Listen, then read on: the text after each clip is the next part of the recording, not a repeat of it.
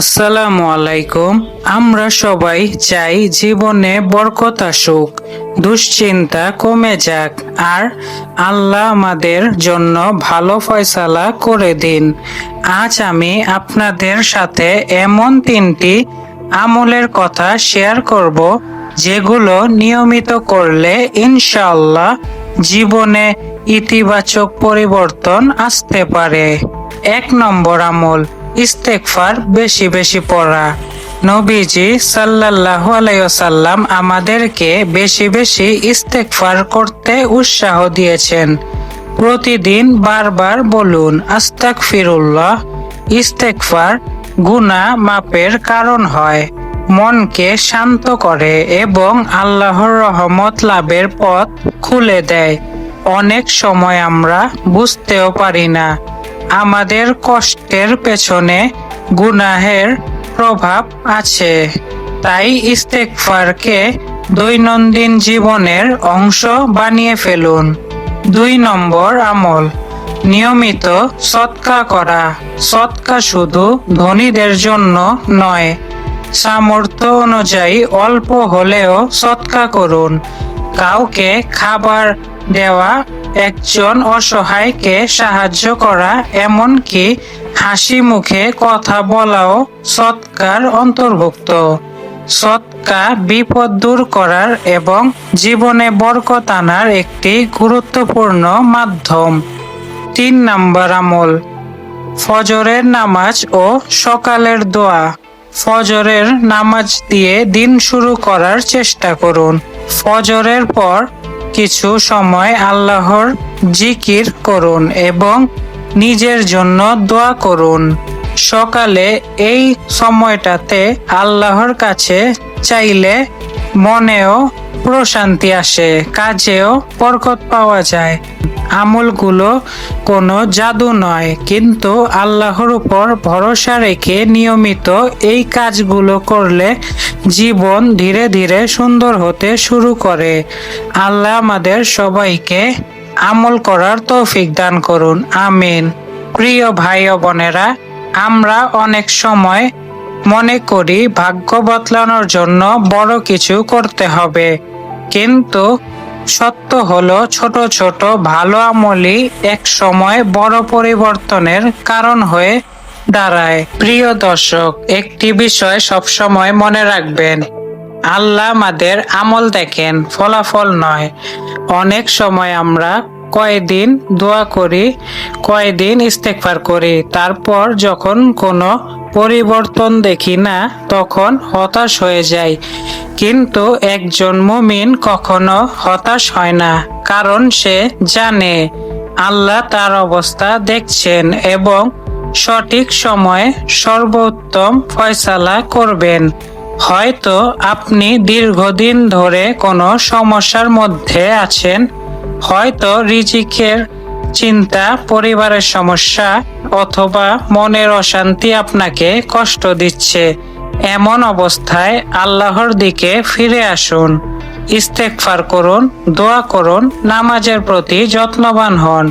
দেখবেন সমস্যা হয়তো সঙ্গে সঙ্গে দূর হবে না, কিন্তু আপনার হৃদয়ে এমন এক প্রশান্তি আসবে যা পৃথিবীর কোনো সম্পদ দিয়ে কেনা যায় না, এবং এটাই একজন মুমিনের সবচেয়ে বড় শক্তি।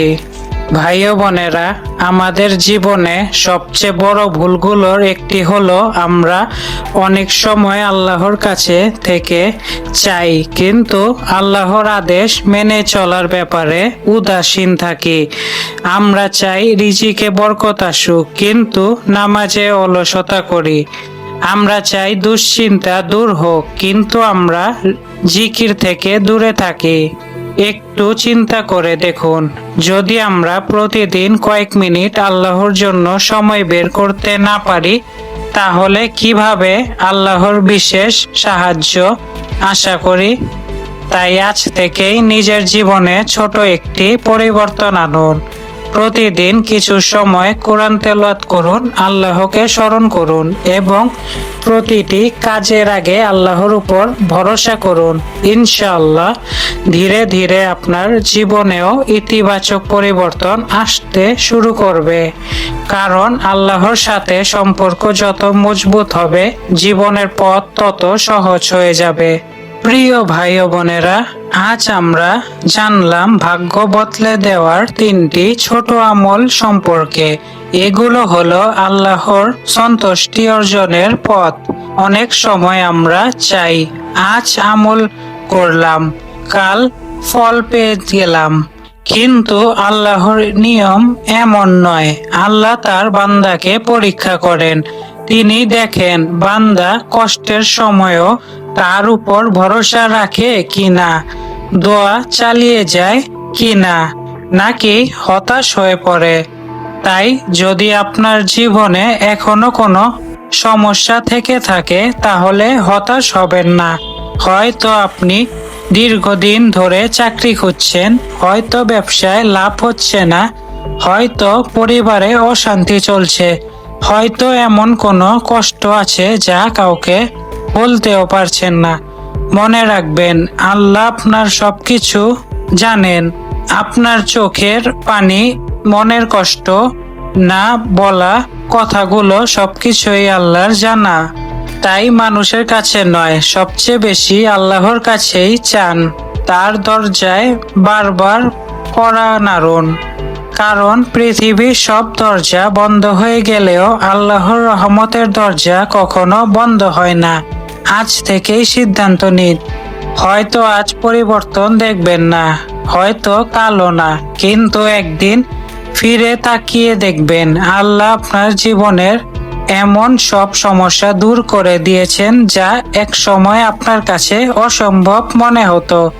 আল্লাহর উপর ভরসা রাখুন, তার রহমত থেকে কখনো নিরাশ হবেন না। আর সবসময় মনে রাখবেন, একজন মুমিনের জন্য সবচেয়ে বড় সফলতা শুধু দুনিয়ার সুখ নয়, বরং আল্লাহর সন্তুষ্টি অর্জন করা। আল্লাহ আমাদের সবাইকে বেশি বেশি নেক আমল করার, গুনাহ থেকে বেঁচে থাকার এবং তার সন্তুষ্টি অর্জন করার তৌফিক দান করুন। আল্লাহ আমাদের রিজিকে বরকত দিন, আমাদের দুশ্চিন্তা দূর করুন, আমাদের গুনাহসমূহ ক্ষমা করুন এবং দুনিয়া ও আখিরাতের কল্যাণ দান করুন। আমিন। তো সবাইকে অসংখ্য ধন্যবাদ ভিডিওটি এই পর্যন্ত দেখার জন্য। আশা করি ভিডিওটি ভালো লাগছে।